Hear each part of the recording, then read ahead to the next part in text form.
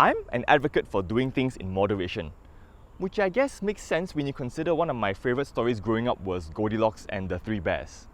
Okay, at this point you might be wondering, where is this all going? Don't worry, you'll know soon enough. Hi everyone, it's Greg from WapCar, and this is the story of finding Goldilocks.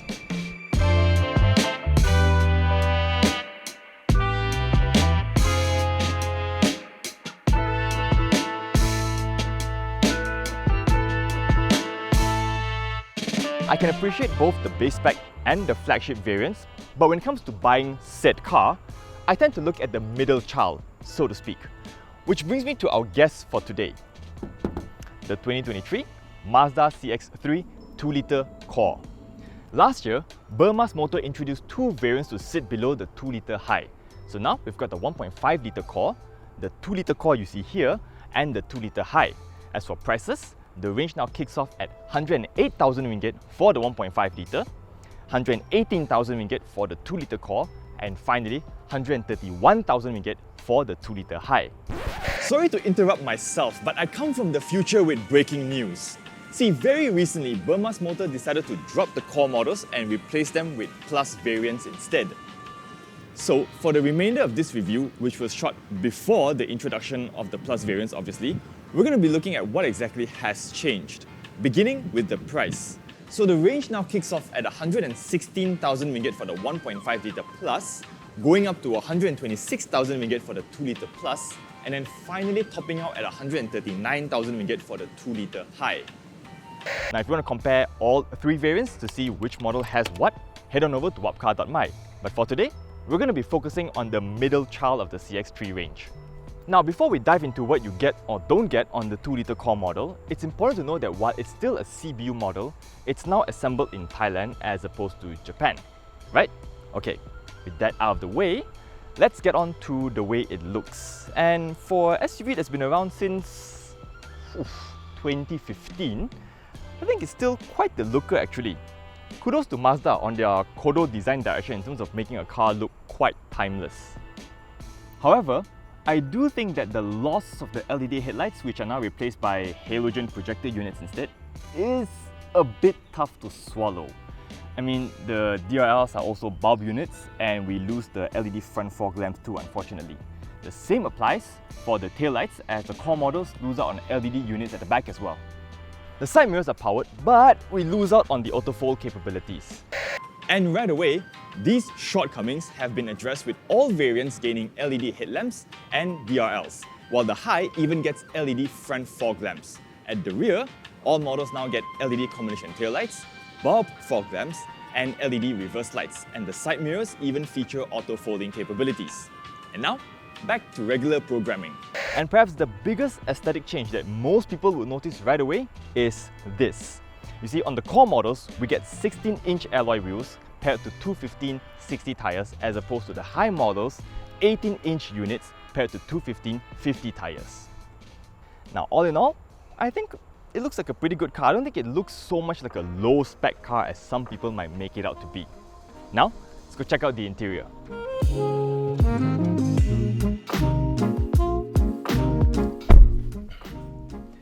Alright, stepping inside, the first thing that strikes you is just how snug the cabin is. Remember, the CX-3 shares the same bones as the Mazda 2, and that's not a car known for its spacious interior to begin with. Now, all in all, some people may find it a little bit cramped, but others may see it as a very driver-focused cockpit-like cabin. I prefer to fall into the latter camp. Now, would I want a bit more space? Yes, but I'm also not going to complain about the layout overall, because from its 4.6-inch semi-digital cluster to its leather-wrapped wheel that's just the right size and thickness, it's still a very nice, very driver-focused layout. The seats are now in fabric as opposed to leatherette, which I personally prefer because you don't scratch your bum after parking under the sun for hours. But we do lose power adjustment and memory settings, which, okay, that's a bit of a shame to me. What else? Well, we have an 8-inch touchscreen with Apple CarPlay and Android Auto. Then we move to the AC system, which is just sad. I mean, yeah, okay, of all the things they omitted, the head-up display, the auto wipers, the auto headlamps, the pedal shifters, all that I can live without. But manual aircon is testing my acceptance level just a little bit too far. Hold up! All variants now get wireless Apple CarPlay, while the High gets a wireless charger too. Also, pedal shifters are now standard across the range. In any case, on the flip side, we've got an electronic parking brake and auto hold, which is good. There's also a reverse camera, but no 360-degree setup, which when you think about it, isn't a deal breaker because the CX-3 isn't a very big car to begin with. What about cabin storage space? So the door cards, well, it's big enough to fit an average size water bottle, and my wallet, and maybe a little bit more cards, few more cards, but that's about it. The glove box, it's an average size, looks pretty big to me, gets the job done. And the flip side to omitting the wireless charger is that we get a little bit more space beneath the AC controls. Moving back, there's a square cubby, it's quite deep, and then under the armrest, we've got this removable cup holder, which is quite nifty, and quite a fair amount of storage space. All in all, it's not too bad, because to be honest, I expected things to be a little bit worse. As for space at the back, yeah, no, don't bother. For reference, I'm 184 centimeters tall and I'm sitting behind myself, my driving position, and space is almost non-existent. I mean, legroom, zero, headroom, close to zero. There are also no aircon vents. So if you're anywhere near my height or taller, I would suggest just don't bother coming to the back. It's going to be quite uncomfortable. Alright? And in terms of storage spaces, let's see. We've got two cup holders in the armrest. We've got one seat pocket, and we've got a slot by the door for one bottle, and that's it. As for the boot, the tailgate opens up to 350 litres, which is not the most impressive figure if I'm being honest. But if you need more space, fold down the 60/40 seats and you get 1,260 litres. So at this point, you might be wondering, the CX-3 2-litre core isn't as Goldilocks as it can be, right? Perhaps so. I mean, it still looks good, although some may frown upon its 16-inch wheels and the interior is a little bit back to basics, to put it lightly. But that's before the CX-3 plays its ace card. Because like most modern Mazdas, that whole Jinba Ittai philosophy, which stands for oneness between horse and rider, is more than just a marketing slogan.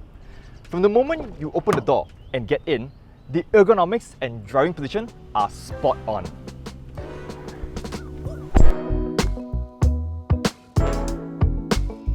And on the move, we get more than enough grunt from the 2-litre 4-cylinder naturally aspirated Skyactiv engine with 156 horsepower and 206 Nm of torque. But more importantly, it makes a pretty good noise when you're on it. Exhibit A.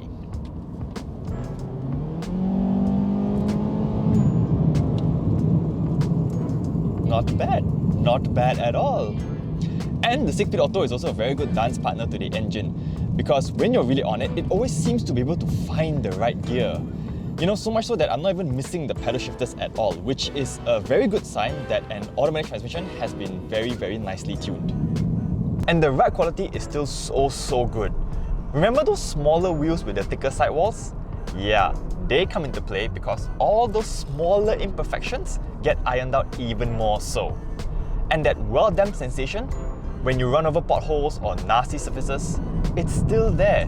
And it's here where I feel that the CX-3 is really worth the money over its competitors. And the handling is still so good after all these years, because it's so fluid and settled between corners. Something that's no doubt helped by the presence of GVC. But I feel it's the chassis of the CX-3 that makes it such a good driver's car. I mean, seriously, the way it handles, it feels closer to a hatchback than an SUV because of how planted and balanced it is. Seriously, if you're after a good driver's car but insist on a compact SUV and you still want all the premiumness attached to it, then you would be hard-pressed to find a better car.